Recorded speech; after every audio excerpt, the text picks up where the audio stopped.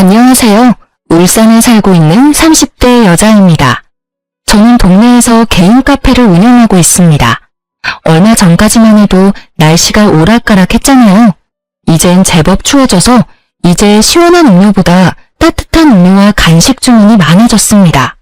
어쩌면 사연 라디오 구독자분들 중 저희 카페에 손님이 계실 수도 있겠네요. 그럼 여러분, 오늘은 따뜻한 차 한 잔 드시면서 제 사연 함께 들어주시겠어요? 저는 깡시골에서 자란 촌뜨기였습니다. 20대 때 무작정 서울로 상경했다가 아주 강렬한 실패의 맛을 겪었어요. 그렇게 해마다 지금은 어쩌다 고향도 아닌 울산에 자리를 잡고 살고 있네요. 이제 울산은 제게 제2의 고향이 됐답니다. 방황하던 제게 자리를 잡고 살 수 있도록 이 도시가 저를 받아준 것 같아요. 제가 비록 이혼은 했지만 여기서 제 카페가 성공적으로 자리를 잡았고 좋은 기억이 더 많아서 저는 울산에 계속 살고 있답니다. 남편은 울산 토박이로 자란 남자였어요. 남편과 저는 이웃 주민으로 처음 서로 얼굴을 알고 지냈습니다. 오며 가며 자주 마주쳤는데 그가 먼저 제게 번호를 물어보더군요. 전문직에 종사하는 그는 매일 말끔하게 정장을 차려입었어요. 그 모습은 단숨에 제 마음을 사로잡았습니다.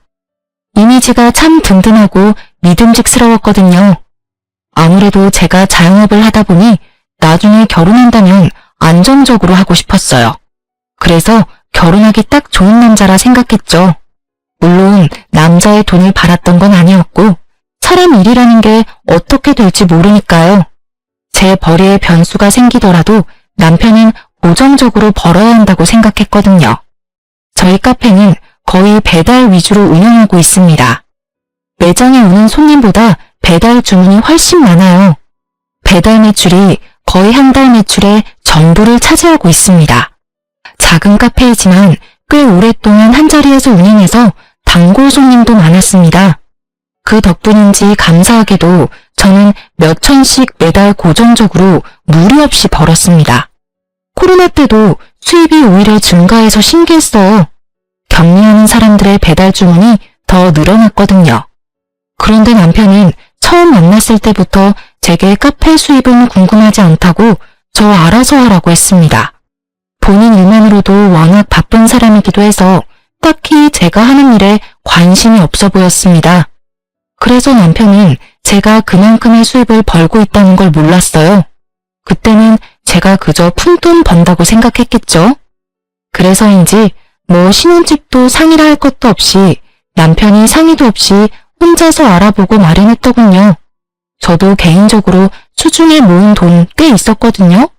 미리 상의했더라면 저도 충분히 돈을 보탤 수 있었는데 좀 당황스럽더라고요. 게다가 결혼식도 아직 안 올린 상태였고요. 나중에 같이 살 집인데 독단적으로 행동하는 게 참 이기적이라고 생각했습니다. 그러다 문득 예비 신랑이 제게 금전적인 짐을 덜어주려 그러나 보다 싶어 이해하려 했죠. 하지만 그건 배려가 아니라 그냥 그게 이기적인 그놈의 본성이었던 것 같아요. 신혼집까지 결혼식 올리기도 전에 구해버린 예비 신랑에 당황한 건 저뿐만 아니었어요. 예비 신랑 말 들어보니 예비 시부모가 허락도 안 받고 진행하냐며 난리가 난 듯 했습니다. 불안해하는 저를 보고 예비 신랑은 모든 걸 알아서 한다고 걱정하지 말라더군요. 처음엔 저를 너무 사랑해서 그런 줄 알았는데 살다 보니 인생의 모든 게 자기 뜻대로 흘러가야 직성에 풀리는 남자였던 것 같아요. 그걸 바보처럼 저는 듬직한 놈이라 착각했네요. 불도저처럼 결혼을 진행하려는 예비 신랑과 달리 예비 시부모는 강력하게 저희 결혼을 반대했습니다. 예비 시부모는 아들의 마음 어떻게든 돌려보겠다고 여러 아가씨와의 맞선을 강력하게 추진했다 합니다. 저희 둘은 결이 맞지 않는 것 같다며 결혼을 아주 불같이 반대했죠. 첫 만남에 인사 나누는데 예비 시부는 민망할 정도로 반응이 냉담했습니다. 예비 시모는 대놓고 밉게 말하며 저를 앞에 두고서도 끝까지 반대하더군요. 그래서 저는 처음 인사드리는 자리마저 시부모가 원해서 나온 게 아니라 그저 예비 신랑의 고집이었구나 원망스러웠어요. 저는 양가 부모님이 축복해주면 결혼하고 싶었지 이렇게 미움받으며 힘들게 결혼하고 싶지 않았거든요. 정말 승수 너 이 자식 기어이 엄마 쓰러지는 꼴 보고 싶은 거니? 예, 네 형은 결혼 잘해서 미국 이민 가서 남부럽지 않게 잘 사는데 넌 이게 다 뭐야? 아니 너는 겨우 동네 카페 장사하는 여자나 만나면 어쩌냐는 거야. 너 나중에 네 형 보기에도 민망하지 않겠어? 형이랑 비교 좀 하지 말라니까요. 내가 결혼하는데 형 얘기가 왜 나와요? 안 나오게끔 네가 잘하던가 이놈아. 아가씨, 미안하지만 수준이 엇비슷해야지 아예 차이 나버리면 우리 입장이 참 곤란해. 아니 집도 말이야. 어른들한테 단 한마디 상의 없이 덜컥. 아가씨가 도대체 우리 아들 어떻게 꼬드겼는지는 모르겠지만 난 이 결혼 허락 못해요. 네, 잘 알겠습니다. 뭘 알겠어요? 우리 아들이랑 헤어진다는 말이에요? 네, 이렇게까지 반대하시는데 제가 별 수 있나요? 저는 이렇게 모욕적인 말 들어가면서 힘들게 승수 씨랑 결혼하고 싶은 마음은 절대 없습니다. 제가 미련 없이 헤어지겠다고 답하니 예비신부는 또 그거 가지고 난리더군요. 참나 기가 막혔어. 그리고 신혼집은 승수 씨가 저랑 상의 없이 진행한 거라 저도 전혀 몰랐습니다. 그리고 저는 이렇게까지 결혼을 반대하시는지도 몰랐어요. 알았다면 뭐요? 아가씨 가만 보니까 아쉬운 거 하나 없다는 태도네. 엄마, 저희 안 헤어져요. 그러니까 제발 그만 좀 하세요. 두 분 여기까지 나오신 거면 암묵적으로 제 결혼 허락하는 거라 생각했어요. 근데 아니었어요? 반대하시려고 나오신 거냐고요. 엄마랑 아버지가 돈 걱정, 일 걱정 안 하게끔 무조건 전문직으로 취직하래서 나 열심히 노력해서 여기까지 이뤄냈어요. 적성에는 맞지도 않는 일들을 꾸역꾸역 기어코 해냈다고요. 여태 살면서 두 분이 하라는 대로 다 했는데 왜 결혼하는 것까지 제 맘대로 못하게 하세요?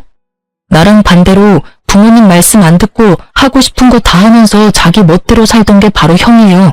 그런데 형이 나보다 인생 잘 풀렸잖아. 그러니까 나도 이제 내가 하고 싶은 대로 살도록 제발 좀 내버려 두세요. 결혼할 여자 정도는 제가 고를 자격 있다고요. 강력하게 반대하는 예비신우와 그에 반발하는 예비신랑을 보는데 참 두 모자가 똑같아 보였어요. 당장은 마음 아프지만 헤어지는 게 맞다 생각했죠. 그때 계속 잠자코 있던 예비시부가 나서더군요. 이 사람아, 그쯤에 자식 이겨서 좋을 게 있어? 게다가 결혼은 당신이랑 나랑 하는 게 아니라 이 두 사람이 하는 거잖아. 그리고 카페 하는 게 뭐 어때서 그래? 직업에 어디 귀천이 있나? 그 힘든 코로나도 이겨내고 살아남은 가게면 대단히 훌륭하지. 어휴, 둘이 어련히 알아서 잘할까? 내버려 둬. 아버지, 허락해 주시는 거예요? 그럼 난 이 결혼 찬성이다. 내가 반대할 게 뭐가 있냐? 아니, 당신 왜 말을 바꿔요? 당신도 승수 맞선 보고 결혼하길 원했잖아요. 어머, 나만 이 결혼 반대했어요? 그거야 우리가 이렇게 만나기 전이고 만나보니 난 더 마음에 드는데 뭘. 혜정씨라고 했나요? 첫 만남에 우리가 이렇게 마음 상하게 해서 미안하네요. 아니 집사람이 미리 점 찍어둔 처자들이 있는데 저놈이 티도 안 내고 갑자기 결혼할 사람이라고 혜정씨를 데려오니까 조금 당황한 거예요. 이 사람이 원래 이렇게 심술 부리지 않아요. 흠은 무슨? 얼른 당신도 사과해야지. 하여간 이 집구석 남자들은 평생 이렇게 나만 소외시켜. 아가씨, 홧김에 막말한 건 내가 미안하네요. 그런데 난 좀 더 두고 봐야겠네요. 엄마, 이쯤 하면 됐다. 승수 너도 네 엄마한테 그만 대들어. 다 같이 한 식구 되려면 차차 조율해야 하는데 네가 급하게 진행하려 하니까 이 사달이 나지. 네, 아버지 죄송해요. 엄마, 내가 미안해. 근데 아들 선택 믿어줘. 혜성이 착하고 예쁜 사람이야. 으이구, 내 팔자야. 고생해서 아들 키워봤자 다 소용없지. 비록 첫 만남은 서로가 아주 불쾌했지만 저는 결국 남편과 결혼 꼴이 났습니다. 모든 게 시부의 중재덕이었던 것 같아요. 다행히 상견례 때도 시부는 심술을 부리지 않고 저희 부모님께 친절히 잘 대해줬습니다. 하지만 그 후 결혼하자마자 신혼도 못 즐기고 시부모를 신혼집에서 모시고 살게 될 줄은 몰랐습니다.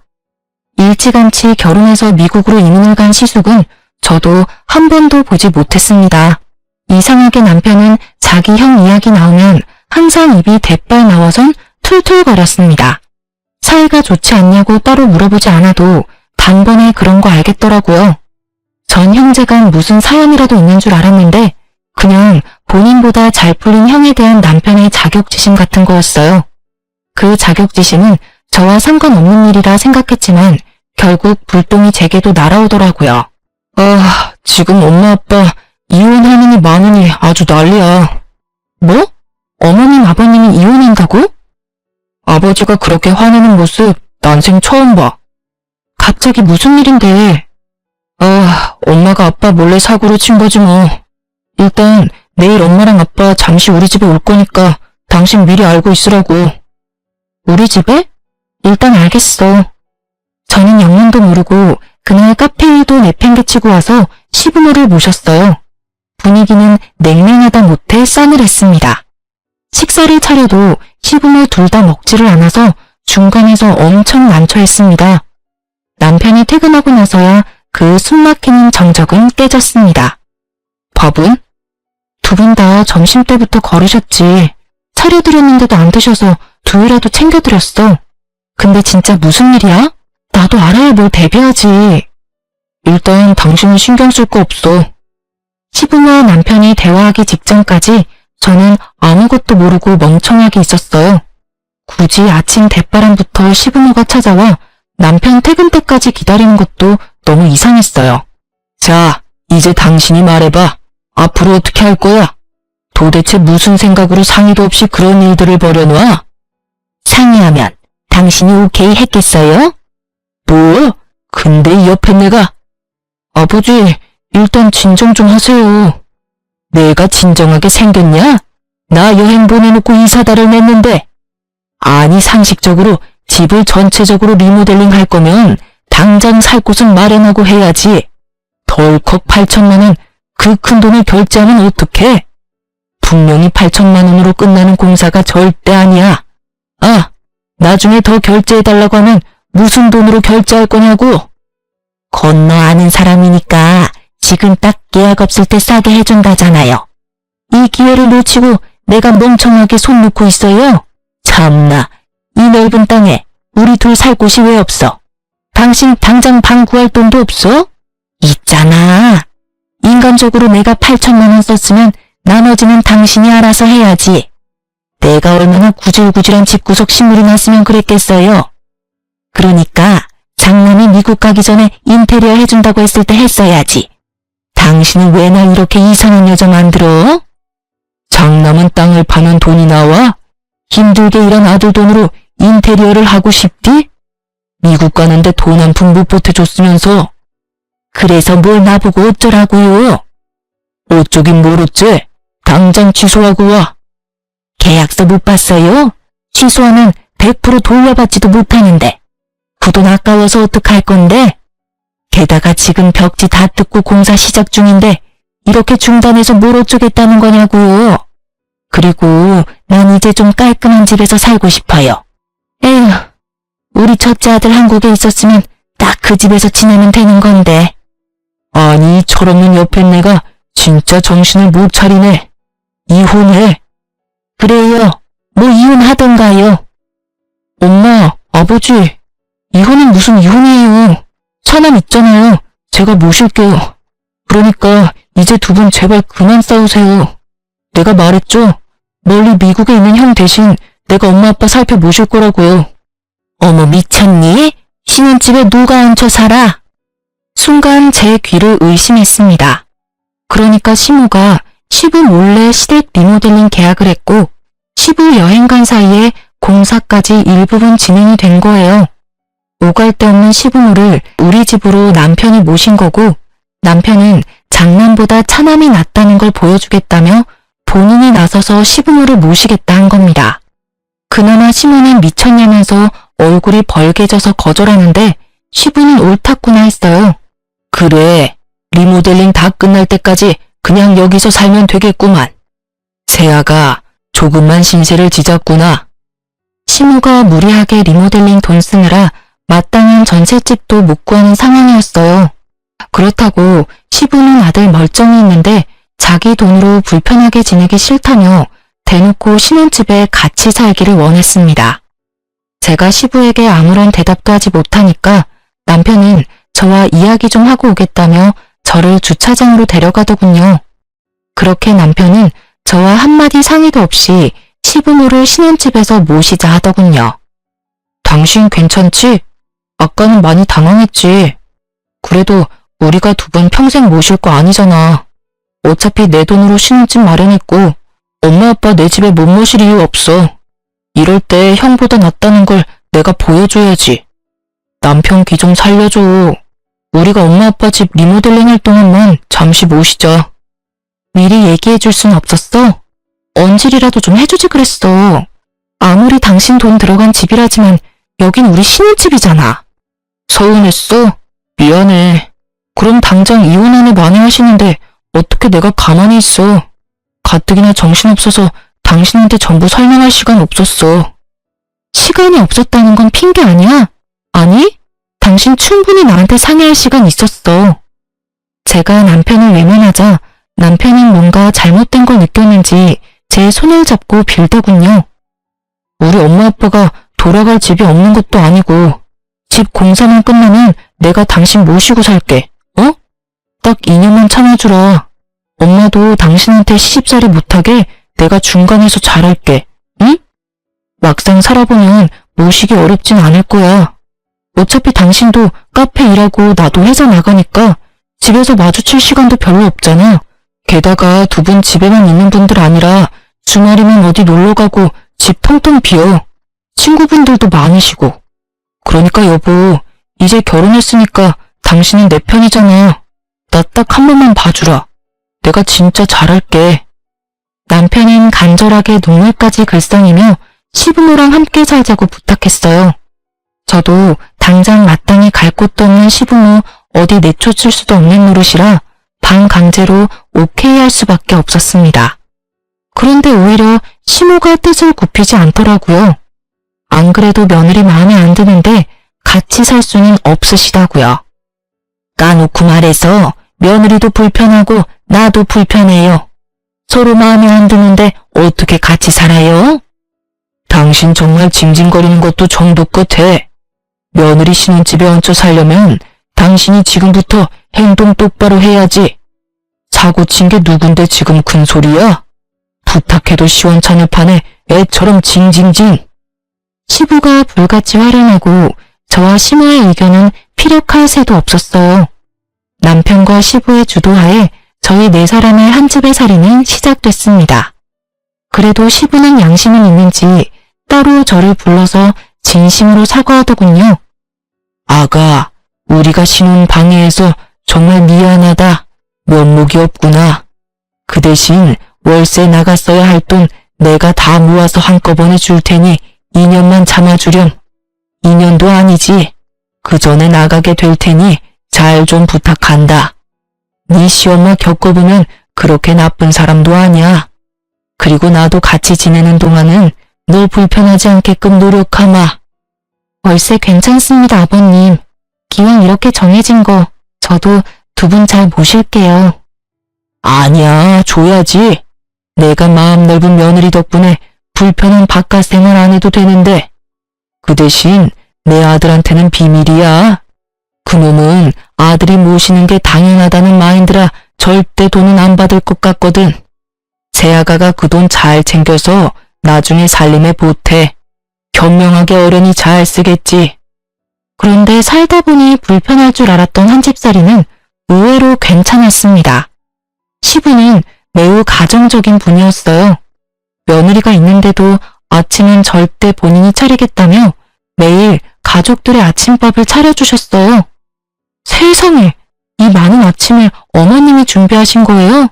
죄송해요. 다음엔 제가 더 일찍 일어나 준비할게요. 네 아버지 며느리 있다고 평소보다 더 신경 썼네. 여보, 이러다 상다리 부러지겠소. 내가 하기는 나 아침잠 많아서 절대 이런 거 못한다. 네 시아버지가 다 한 거야. 아버님이요? 우리 아버지 요리 솜씨 끝내줘. 그만 놀라고 어서 식기 전에 먹자. 저는 아침 먹는 내내 감탄했고 시부는 칭찬에 멋쩍어 했습니다. 그런데 하루는 그렇다 쳐도 매일같이 시부는 새벽 운동 다녀와서 식구들 먹을 아침을 차렸습니다. 일찍이 가족들 아침밥을 준비하는데 제가 그 시간을 따라잡기 힘들더라고요. 처음에 저는 그게 며느리 테스트인가 싶었어요. 늘 저보다 일찍이 행동하시니 저를 시험해 보시는 건가 참 당황스러웠죠. 시부보다 늦게 일어나는 게 어느 순간 눈치가 보여서 저는 악착같이 더 일찍 일어났습니다. 저의 행동을 지켜보던 시부는 제게 그러지 말라고 진지하게 이야기했어요. 본인이 아침밥 차리는 건 하고 싶어서 하는 거고 평생 버릇되어서 하는 거니 제게 아무런 부담 가지지 말라고요. 알겠다고는 했지만 그래도 뭔가 눈치가 보여서 남편에게 물어봤어요. 그랬더니 남편이 뻥 웃음이 터지더라고요. 시집살이를 우리 엄마가 하면 했지 아버지가? 절대 그럴 일 없지. 그냥 즐겨. 신혼집 같이 사는 게 미안해서 하시는 것도 아니야. 우리 아빠는 평생 그랬는걸. 항상 아침은 원래 아빠가 챙겨줬거든. 그러니까 이제 아침은 신경 쓰지 마. 아버지가 하고 싶어서 하는 건데 네가 그 기쁨을 뺏지 말라고. 그런 거였어? 난 또 혼자 얼마나 눈치 봤다고. 아버님 진짜 대단하시다. 정말 가정적이셔. 미안해. 난 엄마 닮아서 아버지 못 따라가. 그러니까 지금 아버지 우리랑 있을 때 실컷 아침 얻어먹으세요, 부인. 뭐 딱 한 사람, 시모는 제게 복 받은 줄 알라며 은근히 눈치 주기는 했습니다. 하지만 그것 말고는 시집살이도 딱히 없었네요. 남편이 처음 말했던 것처럼 한 집살이는 크게 불편한 거 별로 없었어요. 그렇게 내 가족 나름 화목하게 살고 있었는데 그날 이후로 모두에게 큰 변화가 생겼습니다. 아침은 절대 걸으면 안 된다고 하던 시부가 말도 없이 안 보이는 거예요. 아침 식사도 차려져 있지 않아서 저는 어딘가 싸했습니다. 남편과 시모 역시 시부가 연락 없이 이럴 사람 아니라고 갸우뚱했죠. 저는 카페 출근도 하지 않고 시부에게 미친 듯이 전화를 걸었습니다. 10번쯤 걸었을까? 시부가 아닌 낯선 젊은 여자가 받았습니다. 여보세요? 아버님, 연락도 없이 사라지셔서 저희 많이 걱정했어요. 지금 어디세요? 아직 운동 중이세요? 네, 여보세요. 땡땡땡님 가족분이신가요? 전화 받은 사람은 다름 아닌 응급실 간호사였습니다. 그날 새벽 운동하다가 시부가 갑자기 쓰러진 거였어요. 뇌경색이라더군요. 그렇게 시아버지가 뇌경색으로 쓰러진 후로 더 이상 아버님의 따뜻한 아침밥은 먹을 수 없었습니다. 그래도 한 식구로서 몇 개월 지냈다고 저는 친아버지가 일당하신 것처럼 눈물이 그렇게 나더라고요. 바깥 생활하기 싫다던 저희 시부는 그렇게 낯선 병원 생활을 시작하게 되었습니다. 다행히 시부는 목숨에는 지장이 없었는데 골든타임을 조금 놓친 탓에 오른쪽 손과 다리에 편마비가 왔어요. 다행히 왼손은 멀쩡히 쓸 수 있었습니다. 한쪽이라도 멀쩡해서 저는 다행이라 생각했어요. 아버님을 붙잡고 정말 다행이라고 저는 울었어요. 그런데 시모와 남편의 표정은 매우 좋지 않았어요. 간호사가 그러는데 낙상사고 위험도 있고 24시간 상주할 보호자가 꼭 필요하대요. 간호사한테 누가 보호자인지 말해달라는데 당연히 엄마가 있을 거죠? 간단하게 짐은 이 사람이랑 같이 다시 집에 가서 챙겨올게요. 뭐 필요한지만 말해줘요, 엄마. 뭔 소리냐 그게? 난 못한다. 뭔 소리야, 엄마? 엄마가 못하면 누가 해요? 다 늙어서 손하기 힘도 없는 내가 네 아버지 어떻게 간병하니? 쓰러지는 거 붙잡다가 나도 같이 넘어질지 몰라. 에이그, 몰라. 나 못해. 네가 네 아버지 간병인을 구하던지 해라. 가뜩이나 호라비 냄새 가득한 이 남자 병실에서 내가 어떻게 먹고 자고 간병까지 하니? 시모는 단번에 못한다고 거절했습니다. 남자 병실에서 간병하는 거 못할 짓이라면서요. 그럴 수도 있다고 생각하기엔 시모의 얼굴엔 시부의 걱정보다는 경멸스러움이 가득 묻어났습니다. 시부는 시모의 그런 행동에 상처받았는지 아니면 미안해서인지 입도 뻥긋하지 않았습니다. 그래서 우선 저희는 간병인을 구했습니다. 그런데 간병인 쓰는 것도 돈이 만만치 않더군요. 어느 날 밤에는 집에서 남편과 시부가 이야기하는 걸 들어버렸습니다. 차라리 시부가 장애를 얻을 바에 한 번에 죽는 게 나았다고 말하더군요. 남편은 들어가는 돈이 만만치 않다고 하고 시부는 평생 자기가 수발하면서 살아야 할지 모른다고 오열했습니다. 솔직히 보험금이 크게 나오지는 않았어도 치료할 돈과 병원비 쓴 부분은 거의 나오는데 남편이 그렇게까지 말해야 하는 건가 싶었어요. 그 이후로 오열했던 시모는 배우자가 사고를 당했는데도 나 몰라라 밖으로 놀러다녔습니다. 시부 병원에는 코빼기도 얼굴을 비추지 않았습니다. 저는 간병인이 있어도 카페 일을 해도 자주 시부를 보러 병원에 갔어요. 남편은 아버지 쓰러지고 어머니가 나 몰라라 하니 스트레스 받아서 자주 제게 신경질을 부렸습니다. 그가 사소한 것에 예민하고 짜증을 부리니 자연스레 부부싸움은 잦아졌습니다. 그러다 결국 남편은 제게 돈 안 되는 카페 장사 접고 아빠 좀 방광해달라고 울면서 호소하더군요. 남편이 참다 무너진 거라 생각했어요. 안쓰럽기도 하고 한편으로는 너무 원망스럽더라고요. 저는 우선 손해가 조금 생기더라도 직원을 더 고용했습니다. 남편에게는 알겠다고 말했지만 카페 장사를 아예 접지는 않았습니다. 알바와 직원으로 카페를 살려두고 저는 시부 회복될 때까지 살뜰히 강요했습니다. 남편 때문이 아니라 시부에게 고마웠던 일들이 있으니 저도 해보는 데까지는 해보고 싶었어요. 다행히 3개월 이후 시부는 퇴원했습니다. 하지만 굳어버린 한쪽 다리와 손은 끝내 정상적으로 돌아오지 않았습니다. 시부에게 장애가 생기자 순식간에 남편과 시모는 집에서 시부를 찬밥 신세 취급하더군요. 차라리 아버님이 입원해 있을 때가 더 낫겠다 싶을 정도로요. 아버지, 내가 몇 번을 말해요. 냄새나니까 하루에 한 번은 꼭 씻으라고요. 미안하다. 내가 몸이 불편해서 혹시라도 욕실에서 넘어질까봐 겁이 나. 이틀에 한 번은 안 되겠냐? 아이씨, 몇 번을 말해요. 하루에 한 번씩 하라고요. 아니면 목욕탕을 가세요. 예? 제발요. 알겠다. 노력해보마. 당신은 지금 아버지한테 말버릇이 그게 뭐야? 전 그러면 당신이 목욕탕 모시고 가. 우리 욕실 좁은데 아버님 매일 씻기는 당연히 불편하지. 당신이 우리 아빠 씻겨줄 거 아니면 말을 마. 온 집안에 노인네 냄새 나는데 당신은 안 나? 참 비위도 좋다. 아버지, 엄마가 집에 안 들어온 이유를 좀 생각하세요. 방에 아버지 신내가 가득하잖아. 누가 들어오고 싶겠어요? 미안하다. 내가 아파서 미안해. 저는 썩 수 없는 남편을 보면서 많이 놀랐습니다. 혹시라도 제가 아프거나 이런 비슷한 상황이었으면 저 사람이 어떻게 행동했을까 싶었죠. 하나를 보면 둘을 한다고 본인 아버지한테도 저러는데 저한테는 더 했겠지 싶었습니다.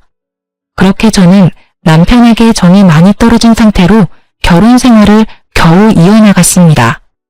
그런 와중에도 시부를 따뜻하게 잘 챙겨드리려고 노력했습니다. 저라도 챙기고 싶었거든요. 아버님, 이게 다 뭐예요? 미안하다. 내가 아침 해주려고 했는데 몸이 말을 듣지를 않아서. 괜찮아요, 아버님. 제가 다 치울게요. 방에 들어가셔서 좀 쉬세요. 내가 아가 너한테도 많이 미안하다. 너에게 참 면목이 없구나. 그런 말씀 마세요. 앞으로는 제가 아침 잘 차려드릴게요. 그러니까 아버님 드시고 싶은 거 있으면 언제든 저한테 편하게 말하세요. 아셨죠? 고맙다. 고마워. 하루는 엉망이 된 주방에 주저앉아 있는 시부를 보고 저는 겨우 눈물을 삼켰습니다. 시부는 불편한 몸으로 미움받으면서도 예전처럼 가족들의 아침을 차려주고 싶었나 봐요. 저는 덜덜 떠는 시부 손을 꾹 잡아드렸습니다. 그런데 시부모의 시련은 그게 끝이 아니었어요. 엎친 데 덮친 격이라고 시모가 계약했던 인테리어 업체는 알고 보니 전문 사기꾼들이었습니다. 허구한 날 시부모네 집 리모델링 금액을 조금만 더 달라고 계속 추가하고 말을 바꿨죠. 또 일을 버려놓고 책임감 없는 시모와 사기꾼 리모델링 업체 때문에 남편은 매사에 분노가 가득한 사람이 됐습니다. 결국 무리해서 시모는 남편의 돈까지 써서 인테리어 업체 요구를 다 들어줬지만 결론은 시모가 리모델링 사기를 당한 거였어요. 남편의 본가에 찾아가 보니 폐가 수준이더군요. 그곳은 사람이 살 환경이 아니었습니다. 당연히 그 불똥은 또 제게 튀었고요. 남편은 씩씩거리며 몇 년 더 시부모랑 함께 살아야겠다고 제게 말했습니다. 아니, 그놈의 리모델링에 지금까지 돈 날린 게 얼만데 또 돈을 더 달래요. 돈 날리다니 뭘 날려? 다 공사하는데 필요하니까 그렇지. 엄마, 지금 돌아가는 꼴 보고도 그 말이 나와요? 엄마 지금 사기당한 거라고요. 아, 원래 아는 사람이 더 무서운 법이에요. 처음부터 제대로 된 업체 골랐어야죠. 이러다 아들 모은 돈 다 날리겠다고요. 아, 네가 투자한 만큼 결과물이 잘 나오겠지. 어차피 네 아빠랑 나 죽으면 그 집도 네가 가질 거 아니냐. 좋은 게 좋은 거라고. 마지막으로 엄마 딱 한 번만 도와줘. 됐어요. 지금부터 내가 알아서 해. 엄마는 손 떼요. 내가 어떻게든 그놈들 소송해서 제대로 된 인테리어 완성시킬 거니까요. 그리고 당신이 딱 몇 년만 더 참아줘. 이 소송 길어질 것 같으니까 다 같이 몇 년만 더 살아야겠어. 뭐? 나 참을 대로 참았거든? 얼마나 내가 더 참아야 해? 뭐라는 거야? 당신이 뭘 참았는데? 당신이 돈을 썼어, 뭘 썼어? 전부 내 돈만 썼구만. 나 안 그래도 스트레스 받아 죽겠으니까 당신까지 보태지 마. 당신네 엄마 아빠 집이니까 당신 돈 쓰는 게 당연하지. 당신이 이렇게 같이 사는 사람 무시하는 거 난 더 이상 못 참겠어. 당신이 날 무시하는 것도 싫고 아버님을 무시하는 것도 싫어. 넌 네 부모도 제대로 못 모시면서 또 날 가지고 대리수발까지 들게 했잖아. 너 아버님 모시고 어디 밥 먹으러 나간 적 있어? 안 그래도 답답하실 텐데 모시고 바람이라도 쐰 적 있냐고. 이혼하자. 더 이상 못 해먹겠어. 아니 듣자 하니까 너 우리 아들한테 그게 무슨 막말이냐? 네가 한 게 뭐가 있다고. 어머님도 제발 아버님 구박 그만하세요. 그러니까 남편이 부모 공경할 줄 모르잖아요. 이혼? 결국 너도 우리 아빠 장애인 됐다고 이혼하자는 거잖아. 이 못된 여자야. 아버지 봤죠? 결국 아버지 때문에 나 이혼까지 하겠네. 그냥 그때 죽지 그랬어요. 제가 이혼을 선언하니 남편과 시모는 이혼 탓을 시부에게 돌리더군요. 아이고, 아가, 내가 미안하다. 내가 죽어야 하는데. 아니에요, 아버님. 아버님 때문이 아니라 순전히 저 이기적인 놈 때문입니다. 몸 불편한 가족 있어도 잘 사는 사람 많아. 어쩜 그러니 짐승만도 못한 놈아. 그래, 이기적인 내가 곱게 이혼해 줄게. 근데 너 이혼하면 돈이 있냐 뭐가 있냐? 가진 거 쥐뿔도 없는데 이혼녀로 살아갈 수 있겠어? 그렇네. 내 아들은 이혼해도 떵떵거리며 잘 살 테지만 너는 뭘 믿고 이혼하자는 거야? 야, 내가 가진 게 왜 없어? 왜 돈이 없을 거라 생각하는데요? 그럼 네가 가진 게 뭐가 있는데? 남편님은 사과나 매달리기는커녕 저를 자극하고 비웃으며 이혼하자더군요. 좀 치사하긴 하지만 저는 그동안 시모와 남편이 제게 돈을 빌리려고 하길래 돈 없는 척하며 제 재산과 카페를 꼭꼭 숨겼습니다. 숨기길 잘했다고 지금도 생각해요. 그런데 시부 역시 그랬나 봐요.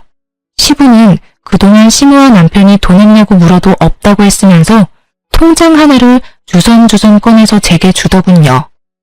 아가, 내가 약속했었지? 이혼해서 꼭 행복하게 살아야 해. 이 집 구석은 다 있고 이 돈으로 새 출발하는데 보태라. 아버님, 이게 뭐예요? 아가 네가 있어서 내가 사람처럼 살았어. 정말 고맙다. 그동안 너무 고생 많았다.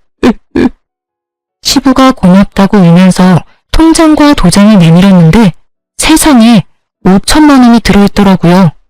남편님은 통장을 보자마자 눈이 돌아서는 시부를 밀쳤습니다. 시부 역시 통장을 보고 눈이 희번뜩하더군요. 노인네야, 그걸 아들한테 줘야지. 생판 남인 며느리한테 왜 줘? 시부의 통장을 뺏기 위해서 남편과 시모는 갑자기 서로 옥신각신하더군요. 아빠 통장은 당연히 엄마 거지. 내놔 이 자식아. 엄마, 또 이 돈 가지고 가서 리모델링 업체 홀라당 주려고 그러죠? 절대 못 넘겨요. 통장 날 달라고요, 아버지. 저 돈을 널 왜 줘? 미국 우리 장남이 있는데 미국에 돈 보내줘야지. 남한테 왜 주겠냐? 여보, 그러지 말고 통장 나한테 넘겨요. 장남 줘야지. 그래야 우리가 미국 가지. 엄마, 무슨 말이 그래? 며느리는 남이라 해도 내가 남이야? 왜 그 돈을 미국에 보내? 시부와 남편 싸우는 꼴 보다가 시부는 있는 힘을 다해 남편에게 뺨을 날렸습니다. 제 부모도 못 알아보는 썩을 놈. 시원하게 남편 뺨 날린 시부는 시모에게 가래침침을 탁 뱉으며 말했습니다. 이게 뭐 하는 짓이에요? 너희들이 무슨 자격으로 내 돈을 가져? 내가 살아있는 한 절대 못 가져. 내가 아프고 병들어도 한결같이 사람 취급해준 사람이 내 며느리야. 통장은 며느리한테 준 거니까 다들 건드릴 생각하지도 마. 내가 가만 안 있을 거야. 그리고 당신 미국에서 늙은이들 반길 것 같아? 웃기지도 않아. 그러자 남편님은 돌변해서 내 집에서 나가라며 발악하면서 시부를 쫓아냈습니다. 지가 시부를 밀치는 건 되고 시부가 자기 뺨 한 대 친 건 용납이 안 되나 봐요. 다시 한번 시부에게 손 찍어 마려는 남편님 보고 저는 온 몸을 날려서 시부를 감쌌습니다. 다행히 시부는 다치지 않았지만 머무를 집은 완전히 잃었습니다. 저는 고민도 하지 않고 시부와 함께 시골 친정에 갔습니다. 너무 갑작스러워서 친정 부모님 두 분 다 당황하는 눈치였지만 시부 편하게 잘 지낼 수 있게 한다고 제게 걱정하지 말라고 하셨어요. 시부를 안전한 곳에 모시고 저는 다시 울산으로 돌아와 밀린 카페 일을 하면서 지냈습니다. 그동안 남편과의 이혼도 준비했고요. 그런데 시골에 계셔야 할 시부가 얼마 안가 카페로 찾아왔어요. 아버님, 어머, 어떻게 여기까지 오셨어요? 혼자 오신 거예요? 어떡해요, 잠자리가 많이 불편하셨어요? 그런 게 아니라... 그런데 시부는 최근에 본 적 없는 해맑은 미소를 지었습니다. 안녕하세요. 처음 뵙네요. 제가 모시고 왔습니다. 네? 누구세요? 네, 그렇게 저는 미국 살고 있는 시숙과 처음 인사했습니다. 시부가 미국에 있는 시숙에게 연락해서 아주버님이 부랴부랴 한국에 들어온 거예요. 알고 보니 시부 쓰러진 것도 그동안 아주버님께 쉬쉬했던 시모와 남편이었대요. 아주버님은 시부를 보살펴줘서 정말 고마웠다고 눈물을 글썽이며 제게 5천만 원의 수표를 내밀었습니다. 시부 역시 받으라고 옆에서 눈물 짓고 계셨네요. 돈은 필요 없습니다. 아버님이 워낙 저를 예뻐해 주셔서 저도 보답한 거예요. 세상 며느리 중에 아버님이 차려준 아침 먹고 출근한 며느리가 몇이나 되겠어요. 받아주세요. 그동안 아버지 간병한 비용도 포함입니다. 물론 이 돈으로 그 은혜 다 못 갚을 거합니다. 사돈 어른들께서도 저희 아버지 잘 챙겨주셨다고 들었어요. 한국 떠나기 전 조금이라도 은혜 갚고 싶어서 그래요. 네? 아가, 나 큰아들이랑 미국 가기로 했어. 정말 잘 됐네요, 아버님. 축하드려요. 그동안 정말 고생 많으셨잖아요. 그런데 전 이미 아버님께 5천만 원 받았고 아주버님한테까지 받을 필요는 없어요. 받더라도 남편님한테 돈 받을게요. 돈은 줘도 그놈이 줘야죠. 제가 한사코 거절해도 시숙과 시부는 제게 돈을 받아야 한다고 했죠. 살짝 실랑이를 벌이고 있는데 그때 남편과 시모 카페에 도착했습니다. 시부가 미리 불렀었나 봐요. 형이 여기 어떻게 있어? 시숙을 보고 놀라는 남편과 달리 시모는 아주 웃음꽃이 폈더군요. 아이고 우리 장남, 한국 오면 온다고 왜 말을 안 했어? 미리 짐 싸놓고 기다리는 건데. 나 데리러 온 거 맞지? 그럴 리가 있겠어요? 뭐? 신우에게 냉정하게 한마디를 하고 시숙은 남편에게 성큼성큼 다가갔어요. 뺨을 크게 날리려는 제스처를 취한 시숙은 남편이 두 눈을 질끈 감자 젠틀하게 손을 내리더군요. 너랑 똑같은 불이 되고 싶지 않아서 내가 참는다. 알겠냐? 아버지가 그동안 우리를 어떻게 키웠는데 손찌검을 해. 네가 인간이냐? 짐승이지. 엄마도 그래요. 사람이 어떻게 그래요?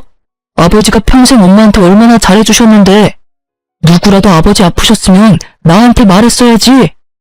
아이씨, 야, 때려봐, 때려. 때리려던 거 아니야? 자기만 잘 살겠다고 온 가족 버리고 미국 떠날 때는 언제고 이제 와서 무슨 효자 코스프레야? 그래, 효자 코스프레 제대로 해볼게. 아버지 모시고 다음 주 미국 다시 돌아갈 거야. 그러니까 어머니는 둘째 아들이랑 잘 사세요. 이제 나 두 번 다시 한국 안 들어올 거니까요. 뭐? 날 데리고 가야지, 날. 다리도 제대로 못 쓰는 아무짝에도 쓸모없는 네 아빠를 뭐하러 미국까지 데려가? 아이고, 날 데려가란 말이다, 날. 참나, 그동안 아버지 챙긴 게 누군데 아무것도 안 주고 그냥 가려고? 내가 그동안 쓴 돈이 얼만데? 돈이라도 내놓고 가. 남편님은 자기 형한테 돈 내놓으라며 난리를 피웠어요. 눈에 보이는 저희 카페 물건 깨부수고 말릴 새도 없이 마구 던지더군요. 남의 영업장에서 미친 거야? 그만하지 못해? 아버님 챙긴 돈을 달라고? 그게 네가 할 말이야? 내가 산 증인이야. 아주버님, 저는 한 거 없어요. 돈 절대 주지 마세요. 그러자 남편은 끼어들지 말라며 제 뺨을 날리고 기어코 자기 형에게까지 주먹을 날렸습니다. 말리던 시부도 그에게 밀쳐져서 쓰러졌어요. 시모가 경찰에 신고해서 경찰 도착해서야 상황은 종료됐습니다. 시부, 시숙, 그리고 저까지 저희 세 사람 다 남편을 폭행죄로 신고했어요. 카페 CCTV 영상을 경찰에 증거물로 제출했고요. 저희 세 사람은 경찰 조사 때 절대 합의하지 않겠다고 선전포고했습니다. 남편님은 그러든지 말든지 반성은 끝까지 안 하고 당당하더군요. 벌금 뭐 얼마나 한다고? 내면 되지 뭐. 벌금으로 끝나겠어? 그럼 뭐 어쩔 건데? 네가 다니는 회사 이름 뭐라고 했지? 설마 치사하게 회사에 알리려는 건 아니지? 미리 살 길 알아둬라. 형 미쳤어? 진짜 1억이야? 그럼 가족들 마음에 상처 준 네가 앞으로 혼자 잘 살 수 있을 거라 생각했어? 빨리 새로운 일자리 알아둬. 네 엄마는 네가 모셔야 하잖아. 아이고, 나도 미국 데려가라. 내가 잘못했어요, 여보. 장남한테 나도 데려가 달라고 말해봐요. 옆에 내야 미국 가서 또 무슨 사고 칠 줄 알고. 남편놈과 시모는 시숙과 시부의 바짓가랑이를 잡고 한참을 울면서 빌었습니다. 하지만 시숙은 그대로 가만히 있지 않았어요. 남편 회사에 시부 존속 폭행 사실을 알렸습니다. 경찰과 연루되면 안 되는 민감한 직장이라 남편님은 바로 회사에서 잘렸습니다. 믿을 거라곤 직장밖에 없던 그놈은 한순간 모든 걸 잃었습니다. 시모도 미국행 티켓을 잃었죠. 뭐 본인들의 어포라고 생각합니다. 저는 그 뒤로 이혼과 재물 손괴죄로 남편님에게 소송을 진행했습니다. 받은 돈으로 실력 좋은 변호사를 선임하니까 제가 원하던 결과를 빠르게 받아볼 수 있었어요. 시부는 곧바로 시숙 따라 미국 가서 지금까지도 잘 살고 계세요. 시모는 뭐 리모델링 사기당한 거 결국 집 날리고 개털됐다 하네요. 전 남편은 일 잘리고 자기 커리어 망치자 술에 절어 산다고 들었습니다. 시모는 회사 잘리고 하루아침에 주정뱅이 된 아들한테 한 푼이라도 더 뜯으려고 하더라고요. 이웃 주민들이 제게 전해주기를 시모는 장남이 자기를 안 데려갔다고 찡찡거리며 산다고 들었습니다. 그렇게 끝일 줄 알았습니다. 전 남편이 재물 손괴죄와 카페 영업 방해죄로 제가 손해본 것들에 대해 경찰에서 조사받다가요. 제 카페 월 매출 몇 천인 거 알고 개거품 물었다네요. 그대로 카페 찾아와서 장사가 이렇게 잘 되는 카페였냐며 제게 화를 내는 거 있죠? 이렇게 손님이 없는데 무슨 월 몇 천이야? 지금 돈 더 뜯어내려고 사기치는 거 아니야? 전 남편은 카운터로 와서 그날 매출 금액까지 보더군요. 무슨 짓이야? 안 나가? 경찰 또 부를까? 정말이네. 뭐야, 이렇게 장사가 잘 되는 카페였어? 이제 알았냐? 네가 나 돈 없다고 깔보는데 내가 얼마나 우습던지. 우리 카페 배달 위주로 해서 매장 손님이 원래 별로 없어. 이제 곧 주문 많이 들어올 시간이니까 제발 꺼져줄래? 전 남편은 잘못됐다고 빌면서 우는데 돈이 아주 급한가 싶었어. 10,000원짜리 한 장 던져주고 꺼지라고 했네요. 저는 현재 보란듯이 잘 먹고 잘 살고 있습니다.